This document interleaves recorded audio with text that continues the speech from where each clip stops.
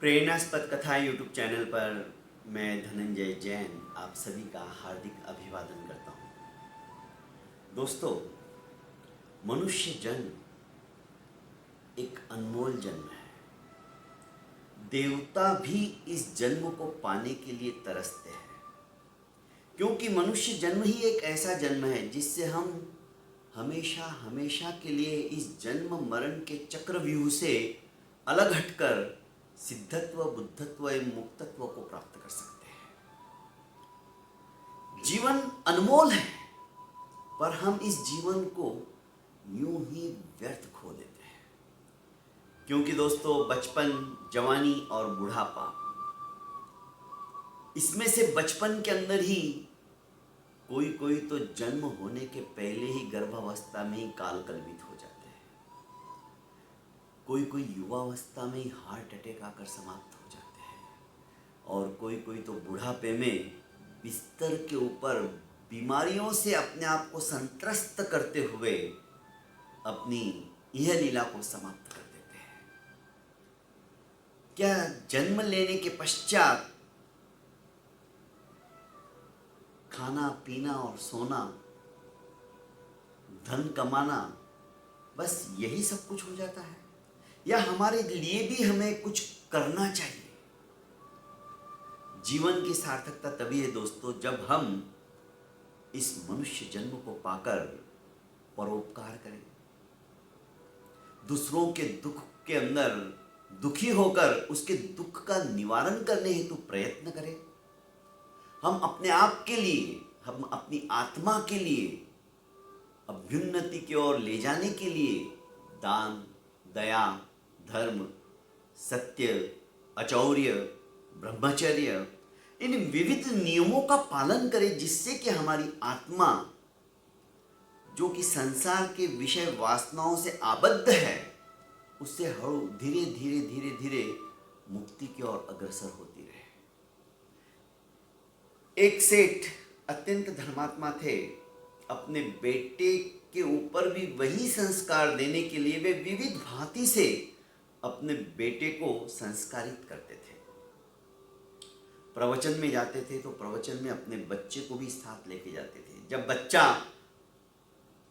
12-13 वर्ष का हो गया, समझने लगा, तो जीवन का मूल्य क्या है, प्रवचन से आने के पश्चात जब बेटे ने अपने पिता से पूछा कि पिताजी आप बताइए जीवन का मूल्य क्या है, तो पिता ने हंसते हुए कहा कि बेटा तूने बहुत सही सवाल पूछा है आज। एक काम कर।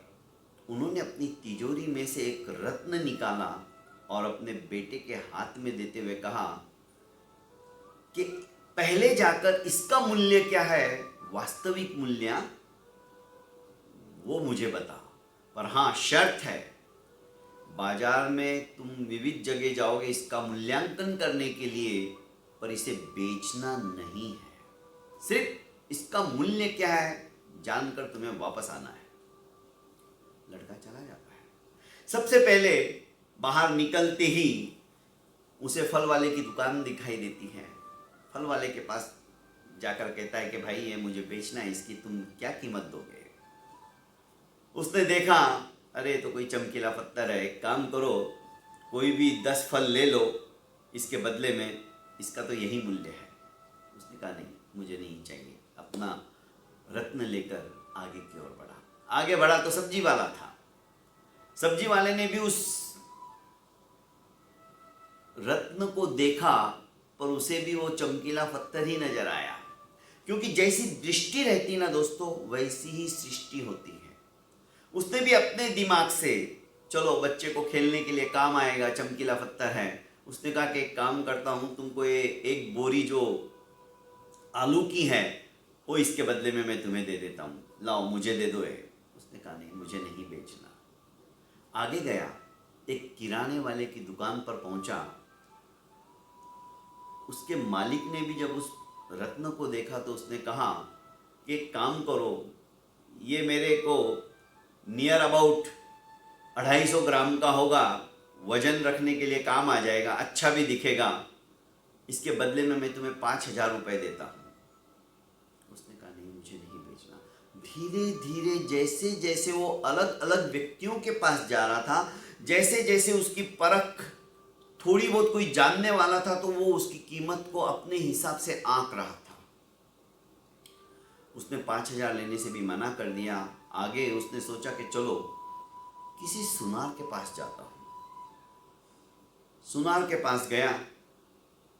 सुनार ने कहा कि वाह, ये तो बहुत अच्छा है, दिखाई भी सुंदर दे रहा है।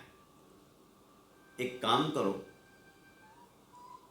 यह मुझे दे दो, इसके बदले में मैं तुम्हें 1,00,000 रुपए देता हूं। उसने कहा नहीं, मुझे नहीं बेचना। घूमते घूमते मध्याह्न का समय हो गया था, सवेरे से घूम रहा था। सोचा कि चलो अंतिम बार एक और प्रयास किया जाए। 1,00,000 मिलने लगा है अभी तो। कहाँ 10 फल मिल रहे थे और कहाँ 1,00,000। सामने से एक जोहरी की दुकान दिखी, जो कि रत्न पारखी था। उसने उसके मालिक से कहा कि मालिक, मुझे ये रत्न बेचना है, क्या आप इसकी वास्तविक कीमत बता सकते हो? जैसे ही उस रत्न पारखी ने अपने हाथ में वो रत्न देखा, सबसे पहले अपने मुनीम से कहा कि फटाफट आओ और एक मखमल का कपड़ा लेके आओ। मखमल का कपड़ा सामने रख दिया गया। सेठ ने उस मखमल के कपड़े के ऊपर उस रत्न को रखा और 3 प्रदक्षिणा की, जैसे हम मंदिर में प्रदक्षिणा करते हैं, भगवान की प्रदक्षिणा करते हैं, क्योंकि रत्न पारखी था। उसने कहा कि बेटा, तुम इसका मूल्य जानने के लिए आए हो, मैं अपनी समस्त संपत्ति भी नीलाम कर दूं, बेच दूं, तो भी इसकी दलाली की कीमत भी नहीं होगी। ये अनमोल है, इसका मोल ही नहीं है, कोई कर ही नहीं सकता है। उसने सोचा ये तो सेठ, यहाँ के नगर का नगराधिपति है, नगर सेठ है, इसकी प्रॉपर्टी भी कितनी सारी, और ये कह रहा है कि मैं अपना सब कुछ बेच दूं तो भी दलाली भी नहीं होगी, कीमत की तो बात दूर ही रही। फटाक से उसने वो रत्न लिया और भागते भागते अपने पिताश्री के पास पहुंचा। उसने कहा कि पिताजी, और सारी हकीकत बताते हुए कहा कि आपने ये अनमोल रत्न है, ये तो बस बेटा, ये तुम्हारे सवाल का जवाब है। हमारे जीवन के अंदर भी हमारा मूल्यांकन करने वाले बहुत लोग मिलेंगे। कोई हमारा मूल्यांकन उनकी दृष्टि के हिसाब से, जैसा उनकी सोच है वैसा करने लगेंगे। पर विश्वास रखो, एक ना एक दिन तुम्हें भी कोई रत्न पारखी मिल जाएगा, तुम्हारे जीवन का वास्तविक मूल्यांकन करने वाला मिल जाएगा। और वो मूल्यांकन करते हमारे धर्मगुरु, वे हमारे जीवन के बारे में सटीकता से बताते हैं। यदि उनके वचनों को, उनके प्रवचनों को हम मात्र इस कान से सुनकर इस कान से निकाल देते दोस्तों, यदि उतारना सीख गए ना जीवन के अंदर, हमारा जीवन सचमुच में धन्य धन्य हो जाता है। जीवन के अंदर दोस्तों हम संसार में हैं, घर ग्रस्त जीवन के अंदर है, पर इसका मतलब ये नहीं कि हम धर्म आराधना नहीं कर सकते। धर्म आराधना होती दिल से। जरूरी नहीं है मंदिर में जाकर, जरूरी नहीं है तपस्या करके, जरूरी नहीं है हिमालय में जाकर साधना और आराधना की जाए, जरूरी नहीं है कि आप मुनियों का वेश धारण करो। जरूरी है दोस्तों, अपनी इस आत्मा को कलुषित मत होने दो। वो यहां रहकर भी हम कर सकते हैं। यदि ये कला हमने जीवन के अंदर सीख ली ना दोस्तों, समझ लीजिए हमारा जीवन अनमोल हो जाएगा। इसकी कोई कीमत आंक ही नहीं सकता है। हमारा जीवन एक जीता जागता प्रेरणा स्रोत बन जाना चाहिए। अरे हमें देखकर लोगों ने कहना चाहिए कि वाह, जीवन हो तो इसके जैसा। दोस्तों, घर परिवार के अंदर समस्याएं कुछ खड़ी हो जाती है तो आप क्रोधाभिभूत मत होइए, शांति से सुनिए और उसको निराकरण करने के लिए कुछ ना कुछ उपाय निकालिए। क्रोध करने से क्या होगा? आपके पास भगवान की दया से संपत्ति आ गई है, अहंकार मत आने दीजिए। हमेशा अपने नीचे वाले को देखिए, अरे मैं कितना सुखी हूं। लालच मत कीजिए, लोभ मत कीजिए, अपने से ऊपर वालों को मत देखिए। आपके पास मर्सिडीज है तो ये मत सोचिए कि मेरे पास BMW कब आएगी, मैं चार्टर्ड प्लेन के अंदर कब उड़ूंगा, कब मेरा खुद का हेलीकॉप्टर होगा। दोस्तों, आकांक्षा है, इच्छा है, महत्वाकांक्षा है, उत्तरोत्तर बढ़ती ही चली जाती है।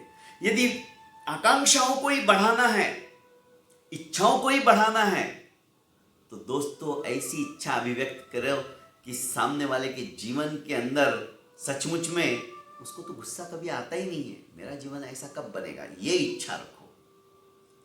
क्रोध करना है तो दोस्तों अपने आप के ऊपर करो, अपने आप को तलाशो, मैंने ये गलती आज क्यों की, मुझे नहीं करना चाहिए। जीवन इस तरह से हमारा स्वर्णमय हो जाएगा। जितना ज्यादा सोने को हम तपाते हैं ना दोस्तों, कुंदन बन के निखर आता है। बस हमें भी कुंदन बनना है, हमें भी अनमोल बनना है, हमें भी उस अनमोल रत्न की तरह बनना है। वो रत्न की फिर भी कोई ना कोई कीमत आंक लेगा दोस्तों, पर इस जीवन की कीमत कोई नहीं आंक सकता, क्योंकि यह मनुष्य जन्म अनंत अनंत पुण्यवानी के पश्चात हमें प्राप्त होता है। बहुत बहुत धन्यवाद दोस्तों। प्रेरणास्पद कथा यूट्यूब चैनल के ऊपर छोटी छोटी कहानियों के माध्यम से जीवन को अभ्युन्नति की ओर कैसे लेके जा सकते हैं हम, इन बातों को मैं हमेशा प्रकाश डालते हुए प्रकाशित करता रहता हूँ। कोशिश करता हूँ कि प्रतिदिन नित नई कहानी आपके सामने मैं रखूँ। अभी तक आपने मेरे इस YouTube चैनल को लाइक एवं सब्सक्राइब नहीं किया है तो कर लीजिएगा और ज़्यादा से ज़्यादा इसे फॉरवर्ड कीजिएगा। बहुत बहुत धन्यवाद।